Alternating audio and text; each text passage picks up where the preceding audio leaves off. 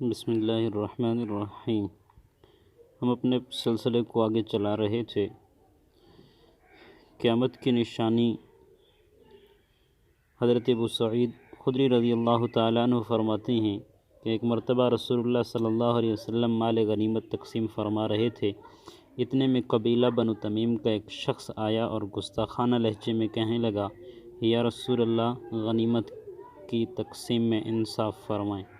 رسول اللہ صلی اللہ علیہ وسلم نے فرمایا، میں انصاف نہ کروں گا تو اور کون کرے گا؟ سیدنا عمر فاروق رضی اللہ تعالیٰ عنہ جو قریب ہی تھے، اس شخص کی گستاخی پر سخت غضبناک ہوئے اور عرض کیا، یا رسول اللہ صلی اللہ علیہ وسلم، اگر اجازت ہو تو اس کی گردن اڑا دوں۔ رسول اللہ صلی اللہ علیہ وسلم نے فرمایا، نہیں، اسے جانے دو۔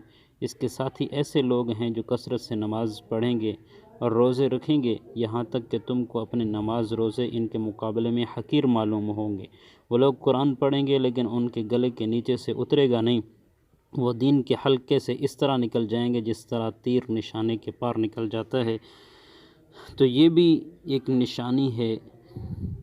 حضرت ابو سعید خدری رضی اللہ تعالیٰ عنہ فرماتے ہیں کہ میں گواہی دیتا ہوں کہ یہ حدیث میں نے حضور صلی اللہ علیہ وسلم سے سنی ہے، اور میں گواہی دیتا ہوں کہ حضرت علی رضی اللہ تعالیٰ عنہ ان سے جنگ کی تھی اور میں اس جنگ میں ان کے ساتھ تھا۔ ان لوگوں میں ایک بندہ قیدی بنا کر لایا گیا، تو اس میں من و عن وہی چیزیں تھیں جو نبی کریم صلی اللہ علیہ وسلم نے بطور نشانی فرمائی تھی۔